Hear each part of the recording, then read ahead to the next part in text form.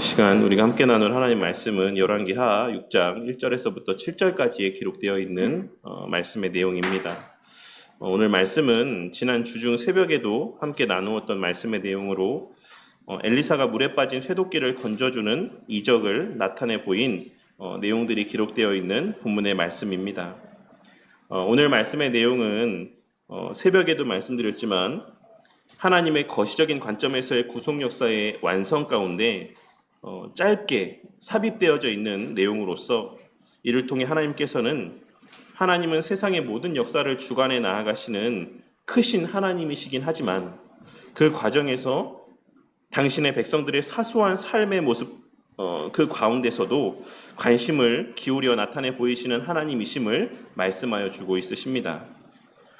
마치 과거에 집안의 가장이 나라에서의 큰 일을 맡아서 감당하게 되면 그 가정에는 소홀할 수밖에 없고 또 그것을 당연하게 여겼던 모습에서와 같은 그런 하나님이 아닌 우리가 믿는 하나님은 그와 같이 어떤 나라의 큰 일을 하면 집안은 뒷전으로 하고 자녀들의 삶에 대해서는 무관심해도 그것을 이해받는 어떤 그러한 시대 가운데 우리의 머리 가운데 자리하고 있는 그러한 아버지와 같은 모습이 아닌 우리 하나님께서는 거시적인 측면에서의 구속의 역사를 주권적으로 이루어 가시는 하나님이시기도 하지만 미시적인 측면에서의 각 시대 가운데 존재하는 당신의 백성들의 삶, 즉 교회 공동체와 성도들의 삶 속에서도 그 주권적인 능력으로 그들을 보호하시고 인도하시며 실제적으로 그들과 함께 하시는 우리와 멀리 계시는 하나님이 아닌 우리와 너무나도 가까이 계시는 하나님이심을 이러한 사건을 통해 우리에게 나타내 보여주고 있으신 것입니다. 그리고 그러한 과정을 통해 이후에 이어지는 북이스라엘 전체를 향한 하나님의 놀라운 역사가 당신의 백성들에게 더욱 풍성한 감사와 감격으로 이어지게 하시기 위해 이 짧은 에피소드의 사건을 이 큰 굵직한 사건의 사이에 삽입해 하시고 또 기록해 하신 것이다라고 할 수가 있는 것입니다. 하나님께서는 당신의 백성들을 향하여서 자신이 그들과 멀리만 있는 하나님이 아닌 어떤 큰 굵직한 일들과만 관계하는 하나님이 아닌 그들과 너무나도 가까이 있으며 그들의 사소한 삶의 문제까지도 관여하시는 하나님이심을 깨닫게 하심으로 그 이후에 행하시는 놀라운 일들을 통하여서 그처럼 나와 함께 하시는 하나님이 얼마나 대단한 분이신지 그 하나님이 나와 함께 하신다라고 하는 것이 얼마나 감사한 일인지를 깨닫게 하시기 위해 이러한 사건들을 먼저 행하여 나타내 보여주고 있으신 것이다라고 할 수 있는 것입니다. 하지만 뿐만 아니라 이 짧은 에피소드 가운데는 구속사적인 관점이나 그리스도인으로서 생각해 보아야 될 여러 교훈적인 메시지들을 담고 있기도 합니다. 이 시간 이 말씀의 내용을 통하여서 하나님께서 의도하신 바대로의 귀한 깨달음과 은혜가 가득하시기를 바랍니다. 오늘 말씀은 앞서도 말씀드렸던 것처럼 5절에 기록된 나아만을 고친 이적과 그리고 7장까지 이어지는 아람과의 전투 가운데 나타내 보여주신 그 이적 사이에 자리하고 있는 어찌 보면 지극히 사소해 보일 수 있는 작은 에피소드의 내용이라고 할 수 있습니다. 하나님께서는 오늘 말씀에 등장하는 엘리사를 통하여서 엘리사가 유력한 한 나라의 군대 장관을 고치고 또 국가 간의 전쟁 가운데 개입하는 등 역사 속에서의 굵직한 일들을 감당하는 사람이었긴 하지만 그와 동시에 선지 생도들을 돌보고 훈련시키는 일에도 소홀하지 않았고 그들의 실제적인 어려움 가운데 모른 척하지 않았으며 무엇보다 그들의 사소한 요구에도 응답하는 모습을 나타내 보였던 것처럼 그가 예표하고 있는 우리 예수님 또한 세상의 모든 역사의 중심에서 그 모든 역사를 주관해 가시는 하나님이시긴 하지만 그와 동시에 당신의 백성들, 특별히 교회의 머리로서 늘 그들과 함께 하시며 그들을 먹이시고 입히시며 돌보시고 양육하는 분이심을 나타내 보여주고 있으십니다. 오늘 말씀에서 엘리사와 함께했던 제자들은 1절과 2절에 기록된 말씀에서와 같이 거주하는 장소가 협소해짐으로 인해 요단에 새롭게 거주할 장소를 마련해도 될지를 엘리사에게 묻고 있습니다. 그리고 그들의 그와 같은 요청에 대하여서 엘리사는 그리하라고 대답을 했고, 이어 또 다른 제자가 말하기를 엘리사도 함께 하자라고 요청을 하자 엘리사는 그 요청에도 응하며 그들과 함께 요단으로 향하였습니다. 그런데 그 과정에서 쇠도끼가 물에 빠지게 되었고, 그 사건은 엘리사의 제자들을 크게 당황하게 만들었습니다. 왜냐하면 오늘 본문 말씀의 내용을 통해 알 수 있는 것처럼 그 쇠도끼는 빌려온 것이었기 때문에 그렇습니다. 그러자 엘리사는 그 제자를 향하여서 도끼가 어디에 빠졌는지를 물었고, 그 빠진 위치에 나뭇가지를 던짐으로 쇠도끼가 떠오르게 하는 이적을 나타내 보임 가운데 자신의 제자를 그 처한 곤경으로부터 건져내 주는 것으로 이 짧은 에피소드는 끝맺음하고 있는 것입니다. 그렇다면 이 짧은 이야기 속에서 우리는 무엇을 발견하고 무엇을 깨달을 수 있는 것이겠습니까? 첫째로 우리는 오늘 말씀에서의 엘리사의 제자들이 처한 상황과 그에 대하여 나타내 보인 엘리사의 반응을 통해 하나님의 베푸신 은혜의 목적이 무엇인지를 다시 한번 확인할 수가 있습니다. 사실 오늘 말씀에서 이 사건이 언제 일어났는지 우리는 정확하게는 알 수 없습니다. 하지만 1절과 2절에 기록된 말씀에서와 같이 그곳이 정확히 어디인지는 알 수 없을지라도 엘리사와 제자들이 모여있는 그곳에 많은 사람들이 모여들었다라는 점에서 아마 이 사건은 엘리사가 많은 이적을 나타내 보인 이후일 것이다라고 우리는 추측해 볼 수 있습니다. 이미 엘리사는 나아만에게 나타내 보였던 이적을 비롯해서 그 외에도 수많은 이적들을 행함으로 그 소문이 이스라엘 백성들에게 널리 퍼지게 되므로 그에게 모여드는 자들이 많아지게 된 이후에 오늘 말씀에서의 이 사건이 일어났다라고 우리는 추측해 볼 수 있고, 그것이 또한 보편적인 해석이기도 합니다. 그런데 그러한 상황을 고려해 봤을 때 우리 성도님들은 오늘 말씀에서의 엘리사와 그 제자들이 나타내 보인 행동 가운데 뭔가 좀 납득이 되지 않는 모습이 없으십니까? 엘리사가 그와 같이 놀라운 이적들을 행했고, 나아만이라고 하는 유력한 사람, 한 나라의 군대 장관이라고 일컬음 받는, 역임받는 그 자리에 있었던 한 사람을 고치기도 했고, 나라의 중요한 일들을 감당하기도 했던 그 엘리사와 그를 따랐던 이 제자들이 오늘 말씀 가운데 나타내 보인 이 행동들 가운데 좀 이해가 되지 않는 모습은 없으십니까? 사실 나아만을 고쳐주었을 때에도 그랬고, 또 앞서 모압과의 전쟁 때에도 그러했던 것처럼 엘리사는 이미 당시에 유력한 사람들에게 많은 특별한 이적들을 나타내 보이고 은혜를 베풀었던 사람이었습니다. 그리고 이미 앞서 나아만을 고쳐주었을 때 나아만은 그에게 많은 예물을 주려고 하기까지 했습니다. 그러니 만일 그 모인 곳의 자리가 좁아져서 거할 다른 처소가 필요하게 되었다라고 한다면 그는 얼마든지 북이스라엘의 왕이나 혹은 자신에게 도움을 받았던 다른 이들의 도움을 요청할 수도 있었을 것입니다. 그리고 그러한 상황을 알고 있었던 제자들 또한도 무엇이라고 이야기했겠습니까? 만약에 우리 같았으면, 저 같았으면, 그때 나아만이 그 엄청난 예물 주려고 하지 않았습니까? 지금 이렇게 우리가 먹고 살기도 힘들고 모인 곳의 자리도 좁아졌는데 좀 그때 주려고 했던 예물 좀 지금 좀 달라고 해서 우리가 거할 처소를 좀 넓힐 수 있도록 도움 좀 요청해도 되겠습니까? 이렇게 이야기하지 않았겠습니까?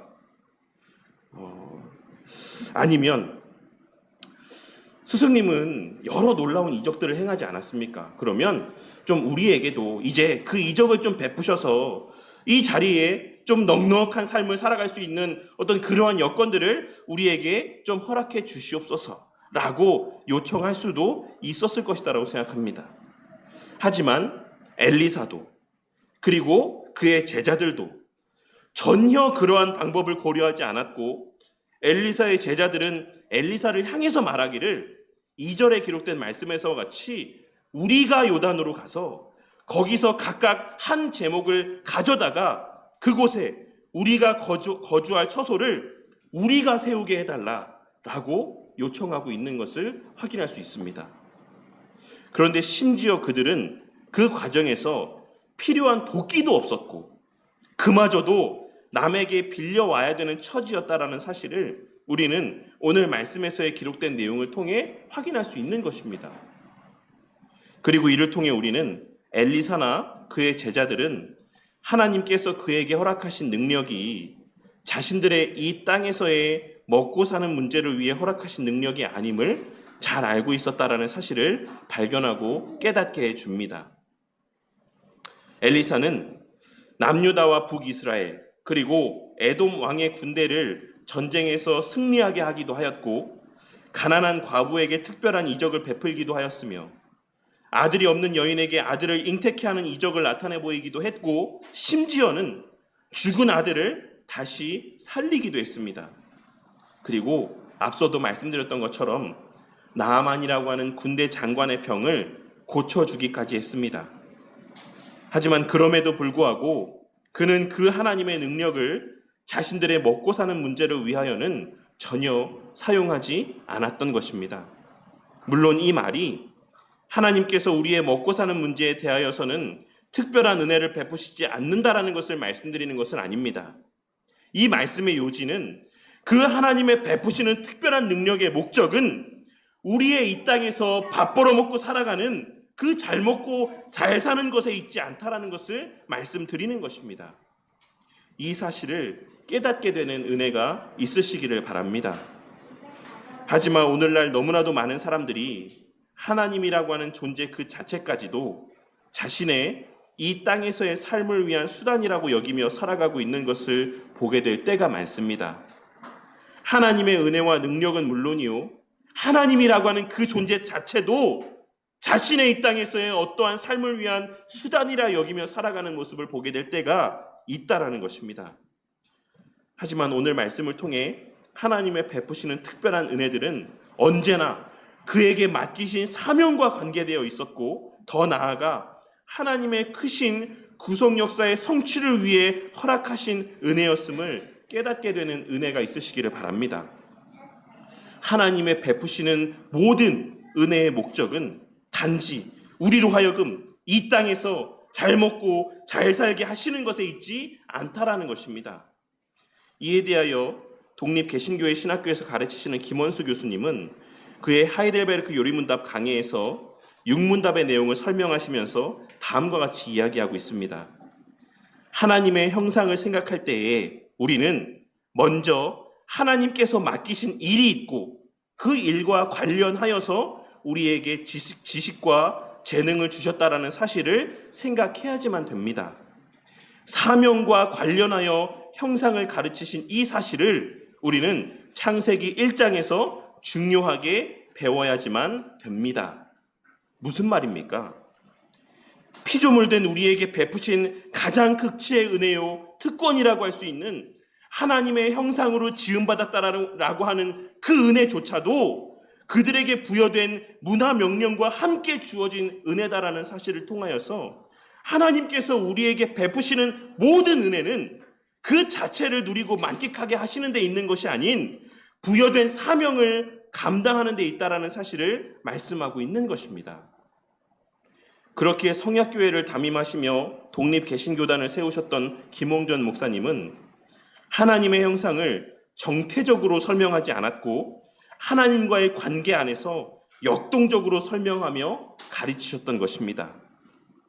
하나님의 형상이라고 하는 것은 어떤 우리에게 부여하신 정태적인 속성이 아니라 하나님과의 관계 안에서의 역동적으로 발현되어져야지만 되는 그러한 하나님의 베푸신 은혜였다라고 설명하고 있는 것입니다. 그러니 오늘 말씀을 통해 하나님의 은혜를 그저 자신의 먹고 마시는 문제를 위하여서만 오용하거나 자신의 먹고 사는 문제를 해결하기 위한 목적에서 하나님의 은혜를 구하는 자들이 되지 마시기를 바랍니다. 오늘 말씀에서의 엘리사나 그의 제자들의 모습에서와 같이 그 주어진 삶의 형편 안에서 자족하며 과한 것을 바라지 아니하며 그 주어진 삶의 형편 안에서 늘 하나님과 동행함 가운데 그 형편 안에서의 이미 자신 안에 임한 하나님의 나라를 그 삶을 통해 증거하며 살아가는 저와 우리 모두가 되기를 바랍니다. 하나님의 영광은 그럴듯한 삶을 통해서만 드러나고 증거되는 것이 아닙니다. 꼭 우리가 회사의 사장이 되고 꼭 우리가 돈을 많이 벌고 꼭 우리가 남들보다 더 높은 자리에 오르고 소위 세상 사람들이 말하는 것처럼 성공한 삶을 사는 것을 통해서만 하나님의 영광이 드러나는 것은 아니다라는 것입니다. 그러니 실상은 자신의 육적인 만족을 위함이면서 겉으로는 하나님의 영광을 이야기하며 헛된 것을 구하는 삶을 살아가는 자들이 되지 않기를 바란다는 것입니다. 진정한 하나님의 영광은 그 어떠한 상황 속에서도 그와 함께 하시며 그에게 말씀하시며 그 삶의 주인 되시는 하나님을 기억하고 그로 말미암아 위로받고 그로 말미암아 기뻐하며 감사함 가운데 그 말씀대로의 순종의 삶을 살아감을 통해 증거되어지는 것임을 기억하고 그 삶에서의 육적인 만족을 위한 헛된 것을 구하며 살아가는 자들이 아닌 이미 임한 하나님의 통치가 그 삶 가운데 온전히 드러나게 되기를 위하여 하나님의 말씀에 기꺼이 자발적으로 늘 순종하며 살아가는 자들이 될 수 있기를 위하여 기도하는, 그리고 그러한 목적을 위해 하나님의 도우심의 은혜와 크신 능력을 구하는 저와 우리 모두가 되기를 바랍니다. 둘째로, 그럼에도 불구하고 우리 하나님은 우리의 실제 삶에 무관심한 분이 아니심을 우리는 오늘 말씀을 통해 깨달을 수 있어야지만 될 것입니다. 우리가 이 땅에서의 삶을 살아가며 어떤 과도한 은혜를 바라지 않고 평범한 일상에서의 삶 가운데 늘 감사한 마음을 품고 자족함 가운데 살아간다라고 할지라도 우리의 삶 가운데는 늘 예기치 못한 어려움들이 닥치게 될 때가 있습니다. 그리고 그와 같은 상황을 마주하게 되었을 때 우리는 그 어떤 상황 속에서도 늘 감사하고 기뻐하며 살아야지만 된다는 것을 잘 알고 있긴 하지만, 그렇다라고 해서 그 예상치 못한 어려움의 시간 속에 늘 기뻐하고 감사하며 평정심을 유지할 수 없다라는 사실을 우리의 실제 삶을 통해 뼈저리게 깨달으며 우리는 살아갑니다. 왜냐하면 우리는 아직 훗날 새롭게 될 육신을 덧입어야지만 될 자들이고, 지금 이 순간에는 여전히 벗어버려야지만 될 장막 안에 거하며 살아가는 존재들이기 때문입니다. 그렇기에 우리의 머리로는 아는 것들이 우리의 전 인격 안에서 발현되고 그 믿음대로 구현되지 않는 우리의 신앙의 모습을 날마다 뼈저리게 체험하며 매일의 삶을 살아가는 가운데 그 영혼과 육체 사이의 갈등이 종식될 그 영광의 날을 소망하며 하루하루의 삶을 살아가는 것이 우리의 삶의 실제 현실인 것입니다. 그 힘겨움의 과정 속에서 오늘 말씀에서의 엘리사를 통해 나타내 보여주신 하나님의 모습이 우리에게 늘 상기되어지는 은혜가 있기를 바랍니다. 우리가 믿는 하나님은 우리 개인 한 사람의 먹고 사는 문제를 위해 존재하시는 분은 아니지만, 하나님이라고 하는 분이 우리의 먹고 사는 그 문제만을 위해 존재하시는 분은 아니시지만, 그렇다라고 해서 우리의 이 땅에서의 마주하게 되는 그 현실적인 고난 가운데 모른 척하며 멀리 떨어져 계시는 하나님도 아니신 것을 오늘의 이 말씀을 통해 깨닫게 되는 은혜가 있으시기를 바란다는 것입니다. 우리가 믿고 고백하는 웨스트민스터 대우리문답 54문답에서와 같이 우리 예수님은 지금 이 순간 극치의 영광의 자리에서 자기 교회를 모으실 뿐만 아니라 보호하시며 우리를 위하여 중보하고 있으십니다. 예수님께서는 마태복음 15장 32절에서 내가 무리를 불쌍히 여기노라. 그들이 나와 함께 있은지 이미 사흘임에 먹을 것이 없도다. 길에서 기진할까 하여 굶겨 보내지 못하겠노라 라고 말씀하셨던 것처럼 우리를 위하여 중보하시는 그 예수님은 우리의 먹을 것, 우리의 입을 것과 관계된 문제에 대하여서 무관심한 분이 아니신 것입니다. 그러니 삶에서의 예상치 못한 난관과 힘듦의 시간들을 마주하게 되었을 때 그 예수님께 도우심의 은혜를 구하는 우리 성도님들이 되시기를 바랍니다. 불평하고 원망하기보다는, 그 상황을 초래한 누군가를 탓하고 욕하기보다는 그 예상치 못한 난관을 맞이하게 되었을 때 그러한 우리를 위하여 여전히 중보하고 계시는 그리스도를 바라보며 그의 도우심의 은혜를 구하는 우리 성도님들이 되시기를 바란다는 것입니다. 전에도 말씀드렸던 것처럼 하이델베르크 요리문답 116문답에서는 우리가 기도해야지만 될 이유에 대해서 설명하면서 기도는 신자가 하나님께 감사와 찬송을 드리기 위해 필수적일 뿐만 아니라 하나님께서 그리스도를 통해 주시기로 약속하신 은혜와 성령을 오직 기도를 통해서만 주시기 때문이라고 설명하고 있음을 늘 명심하고 살아가는 저와 우리 모두가 되기를 바랍니다. 기도하는 자만이 그리스도를 통해 주시기로 약속하신 은혜를 누리고 만끽할 수 있습니다.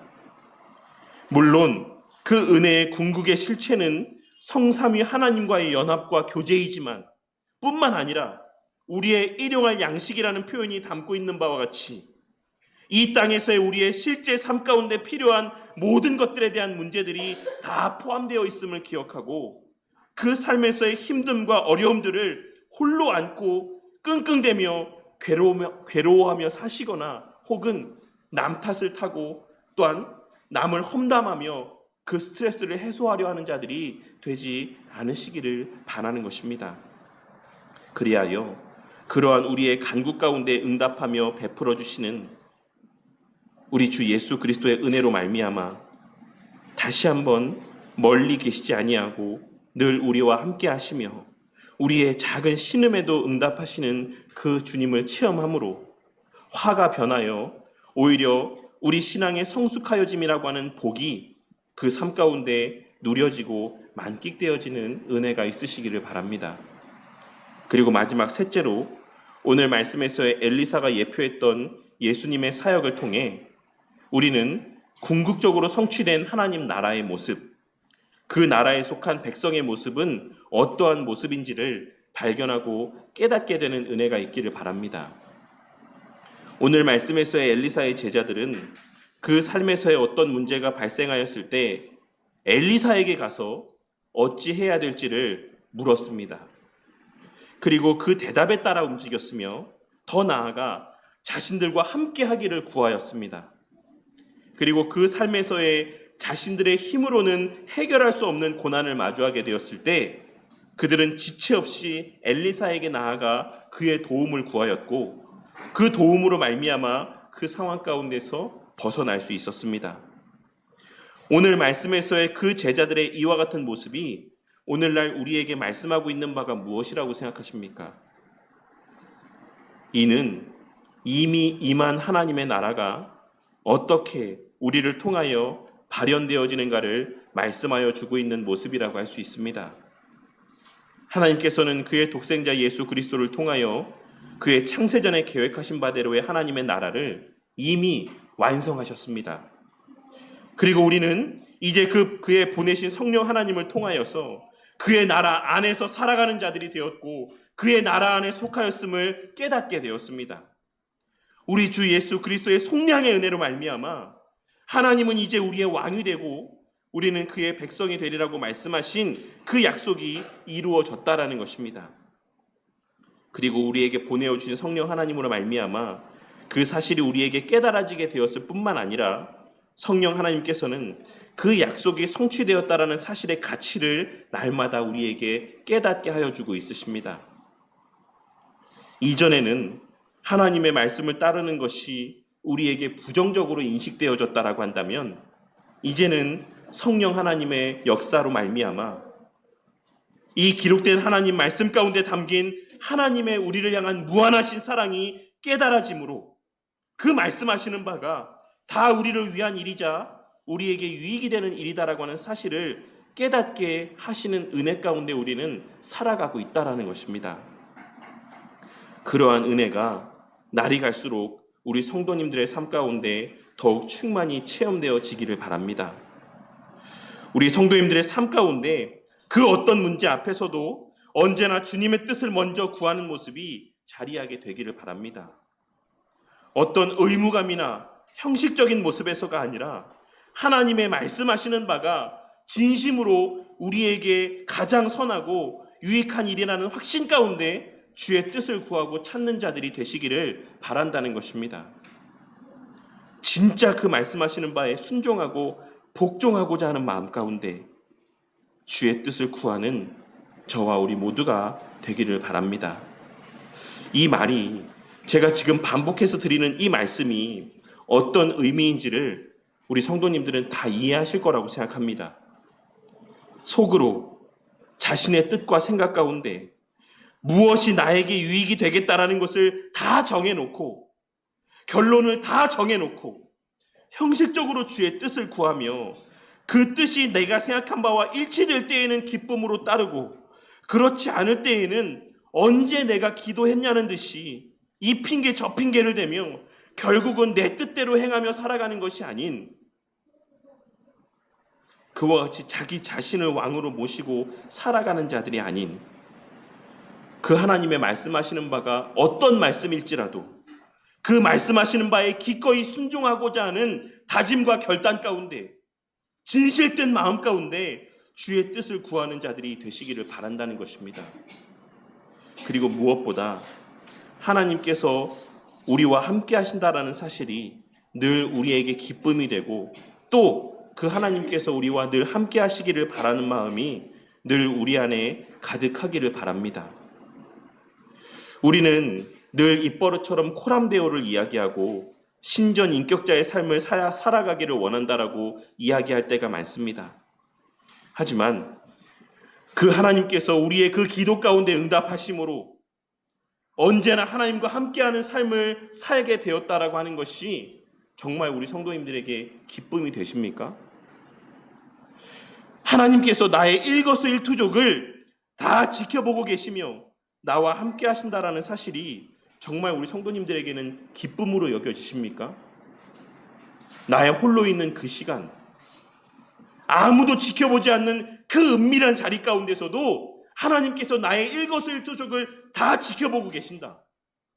그 나의 마음 깊은 곳에 자리하고 있는 생각까지도 하나님께서 다 지켜보고 계신다. 그게 정말 기쁨이십니까? 그게 감사하게 여겨지십니까? 요즘에 장성한 자녀와 부모 사이의 모습을 보면 그 부모와 함께하는 시간을 힘겨워하는 자녀들의 모습을 보게 될 때가 많습니다. 명절에도 해마다 그런 설문조사들을 하죠. 명절에 왜 고향에 내려가기가 싫으십니까? 명절에 듣기 싫은 말들이 무엇입니까? 오늘날에는 그 부모와 함께하는 것, 장성한 자녀들이 그 부모와 24시간 함께 붙어 있다라고 하는 것이 너무나도 힘들게 여겨지고 부담스럽게 여겨지는 것을 보게 될 때가 많이 있는 것입니다. 하지만 저를 비롯하여서 우리 모두의 어린 시절을 한번 떠올려 보시기 바랍니다. 그리고 지금 우리 자녀들, 우리 하임이나 우리 히에리에와 같은 이 어린 날의 때를 한번 생각해 보시기 바랍니다. 그 시절의 우리의 모습은 어떠했습니까? 그 시절 우리는 부모와 늘 함께하는 것이 우리에게 있어서의 가장 큰 기쁨으로 여겨지지 않았습니까? 저는 제 어머니께서 제가 태어나기도 전부터 옷 도매 장사를 하셔서 늘 새벽에 시장에 나가셨습니다. 그래서 저는 어렸을 때 어머니께 오늘도 새벽에 나가시냐, 오늘도 밤에 시장에 가시냐라고 묻는 것이 일상이었습니다. 그리고 자면서 늘 어머니가 옆에 계시는지를 이렇게 더듬으면서 확인하는 것이 저의 어렸을 때 하나의 버릇이었습니다. 그러다 한 번은 새벽에 깨어서 어머니가 옆에 계시지 않는 것을 알아채고 울면서 집 밖으로 이렇게 나가서 다른 지인의 집에 가서 새벽에 잠을 잤던 기억이 있습니다. 하지만 그랬던 제가 이렇게 좀 크고 나니까 이 마음이 그때와 같지 않다는 것을 느낄 때가 참 많습니다.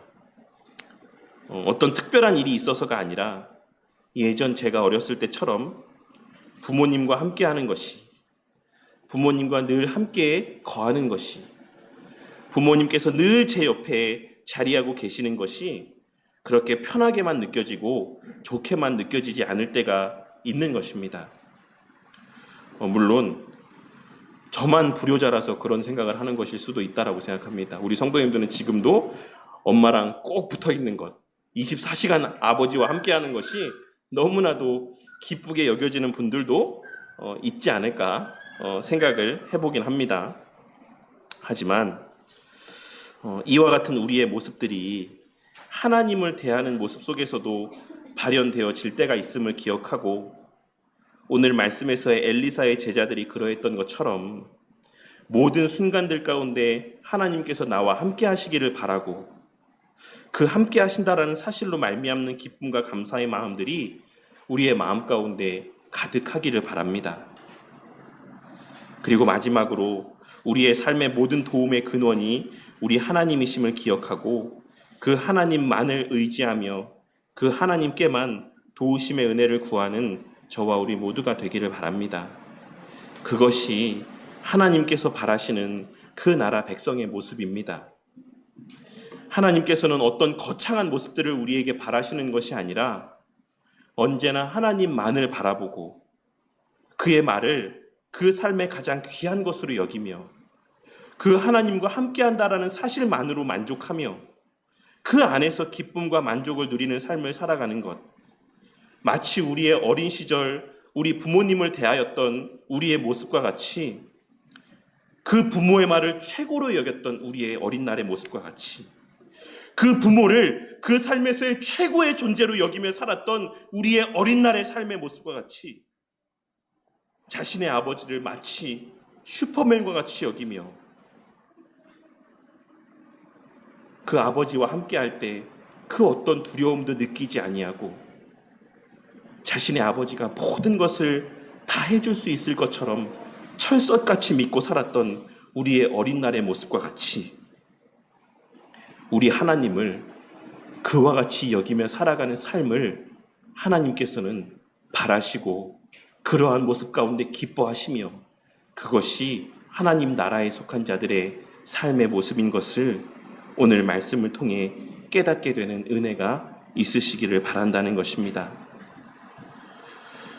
비록 우리의 육신의 부모는 우리가 믿는 바와 같이, 우리가 기대했던 바와 같이 우리에게 진짜 슈퍼맨이 되어줄 수는 없었지만, 우리 하나님은 우리의 그러한 기대를 뛰어넘는 하나님이심을 기억하고 그로 말미암는 기쁨과 감사가, 그 하나님께서 언제나 우리와 함께 하신다라는 사실로 말미암는 위로와 소망이, 담대함이, 그로 말미암는 온유함들이 우리 성도님들의 그 어떤 삶의 시간들 가운데도 풍성하게 나타나기를 간절히 소망합니다. 사실 이 각각의 말씀의 내용들 가운데 나누고 싶은 내용들이 더 많지만 오늘 말씀을 여기서 마무리하고자 합니다.